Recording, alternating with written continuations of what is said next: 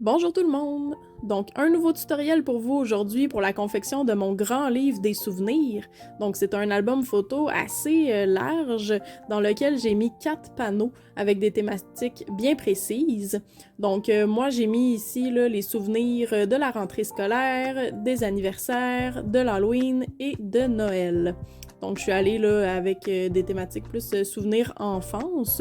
Donc, vous voyez, pour l'anniversaire, on commence avec un panneau qui s'ouvre et qui nous révèle 2 pochettes avec 2 petites étiquettes sur lesquelles on peut placer des photos ou des petites anecdotes.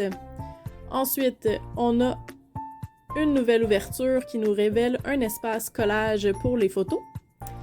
Et finalement, une autre ouverture qui nous révèle 2 accordéons sur lesquels on peut mettre des photos là, de part et d'autre de chaque panneau.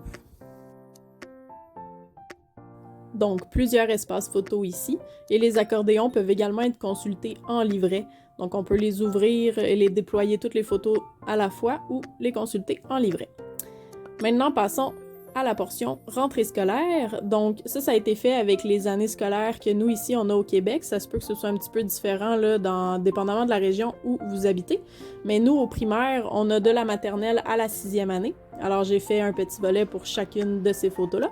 Au secondaire, on a du secondaire 1 au secondaire 5. Donc, on va pouvoir mettre la photo annuelle à cet endroit-là. Et pour les finissants, j'ai mis un espace pour le primaire, secondaire, cégep et université. J'ai aussi mis une petite étiquette pour le premier jour au primaire versus le premier jour au secondaire, pour voir tout de suite là, la différence marquante entre les deux. Finalement, à gauche, on a la section souvenirs du primaire, souvenirs du secondaire et des petits endroits là, pour mettre des notes. Pour la section Halloween maintenant, donc on a 2 portes qui créent la fermeture et on a plusieurs éléments interactifs là, à l'intérieur de cette section-là. Donc des petites étiquettes, un bandeau ici avec une étiquette à l'intérieur.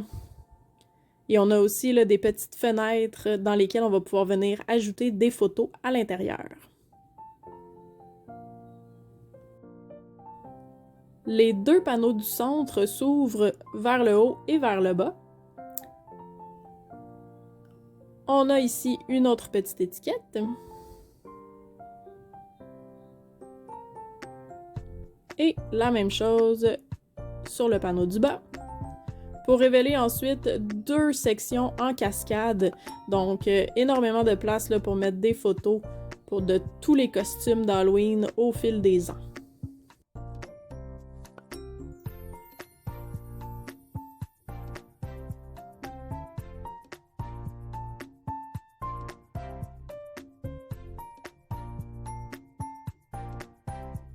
Finalement, la section Noël va comme suit. Donc, on ouvre un premier panneau qui nous montre une pochette dans laquelle j'ai mis plusieurs petites étiquettes où on pourra mettre là, les photos de famille devant le sapin et tout ça. À droite, on a un autre panneau qui nous révèle 3 petits livrets, donc qui ont une fermeture aimantée avec des jolis petits bonhommes de neige. Et finalement, au centre, on a une section qui s'ouvre à l'aide d'une ficelle pour révéler plusieurs espaces photos en cascade.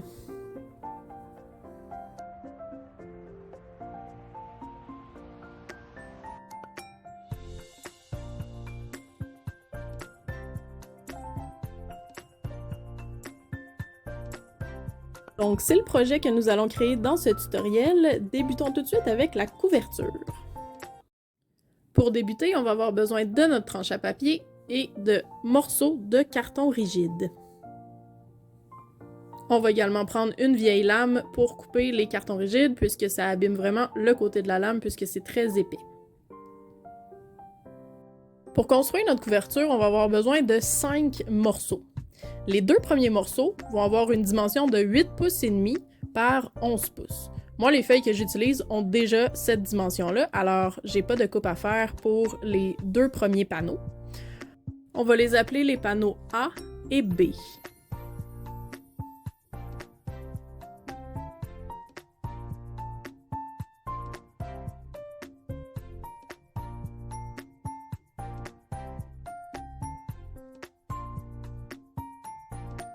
Le prochain panneau dont on va avoir besoin va avoir une dimension de 8 pouces et un quart par 11 pouces.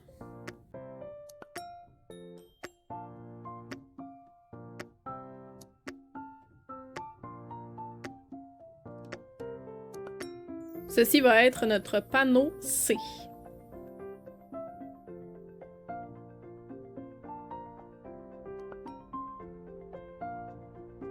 Pour la prochaine coupe, on va avoir besoin d'un panneau de 1 pouce et demi par 11 pouces.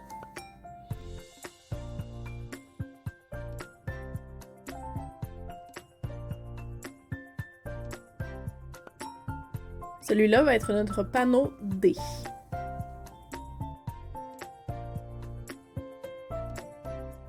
Il nous reste maintenant une dernière coupe à faire pour la couverture. On va avoir besoin d'un panneau de 2 pouces et un quart par 11 pouces.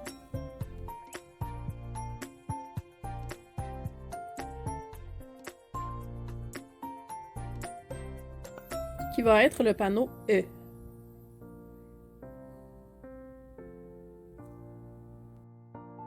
Une fois qu'on a terminé nos coupes, on n'oublie pas de remettre en place notre bonne lame dans notre tranche à papier. On va être maintenant prêt à assembler notre couverture. Donc pour ce faire, moi j'utilise ici 3 feuilles de papier cartonné d'une dimension de 12 pouces par 12 pouces ou 30 cm par 30 cm et je vais venir les coller les 3 ensemble pour créer une très longue bande de papier cartonné.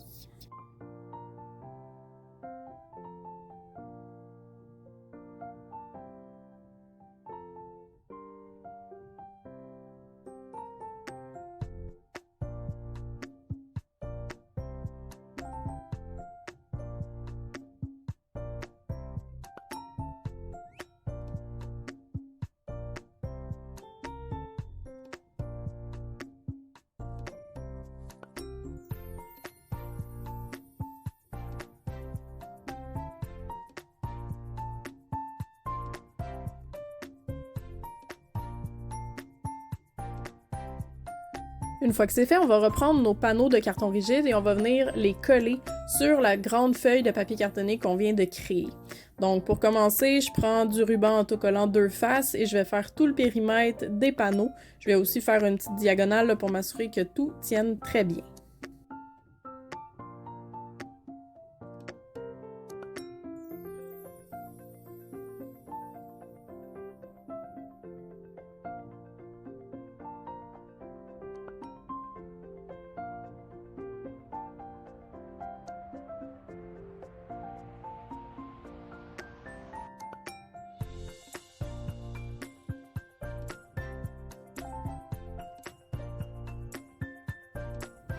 On prend ensuite notre panneau A et on vient retirer l'endos du papier collant 2 faces à l'arrière.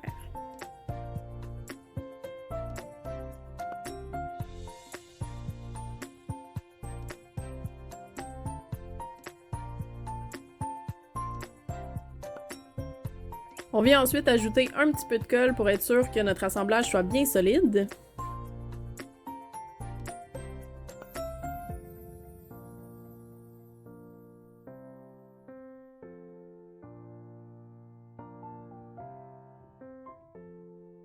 Et on va venir le coller en laissant environ 1 pouce de dégagement là, avec le côté de la feuille de papier cartonné.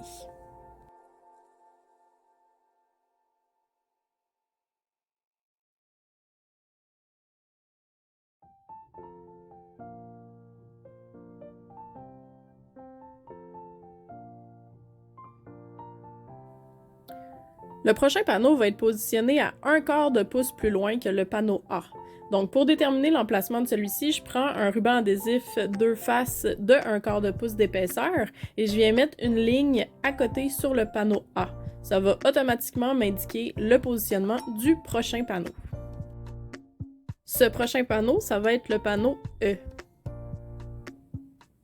Donc on va le préparer à être collé, on va retirer l'endos du papier collant 2 faces, on va ajouter un petit peu de colle et ensuite on vient le positionner sur la grande feuille de papier cartonné.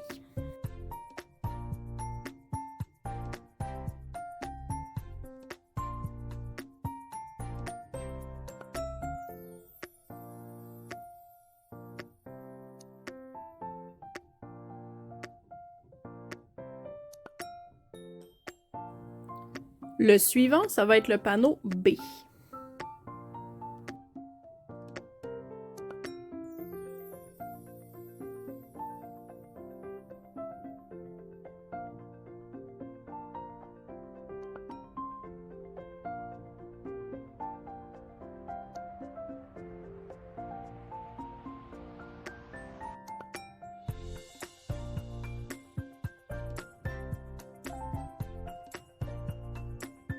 Ensuite, on vient coller le panneau D.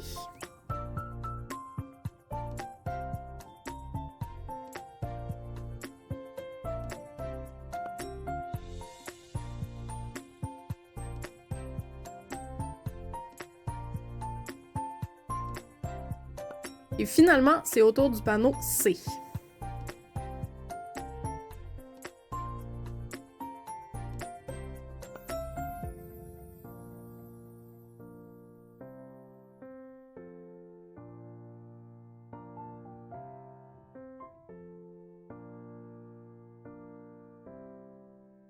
Donc au final, vous devriez avoir quelque chose qui ressemble à ça. Donc on a le panneau A, le E, le B, le D et finalement le C. Moi, avec les feuilles que j'ai un petit peu trop d'excédent là à côté du panneau C, donc je vais couper pour laisser encore une fois environ 1 pouce de dégagement de feuilles de papier cartonné.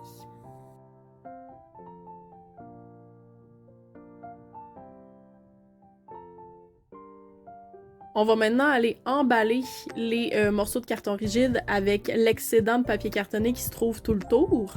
Donc, je reprends mon ruban adhésif 2 faces et je vais venir mettre une longueur de ruban sur tout le périmètre des morceaux et aussi sur tout le périmètre de la feuille de papier cartonné.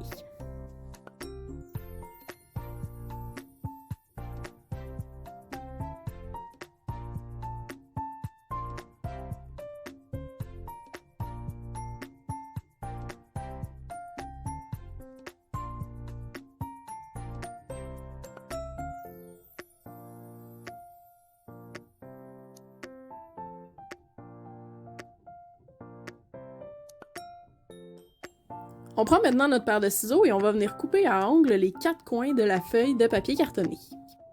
Quand vous allez faire votre coupe, prenez soin de laisser un petit dégagement entre le coin du morceau de carton rigide et l'endroit où vous allez faire votre coupe. Comme ça, quand on va abrier là, les côtés, on ne verra pas le coin du carton rigide dépasser de la couverture.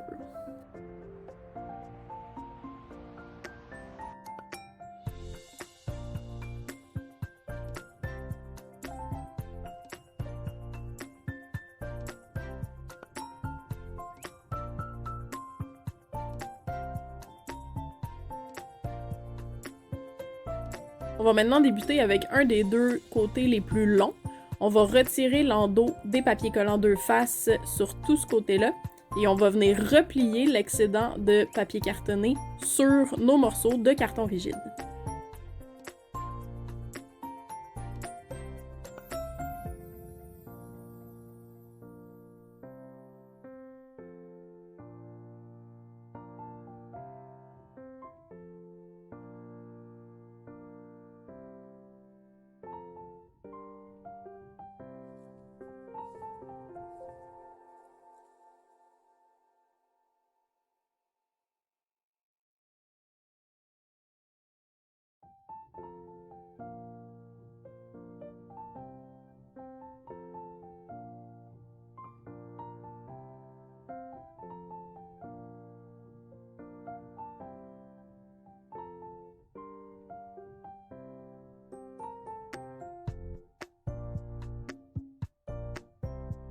On retourne maintenant notre couverture et on va faire exactement la même étape de l'autre côté.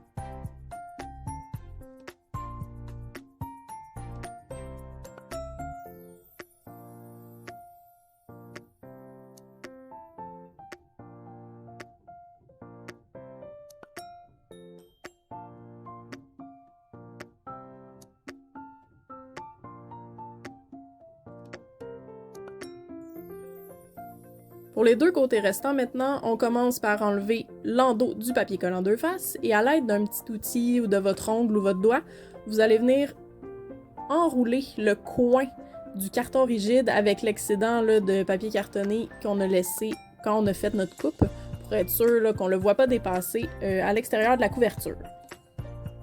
Ensuite, on peut replier l'excédent de papier cartonné comme on a fait déjà là, sur les deux autres côtés.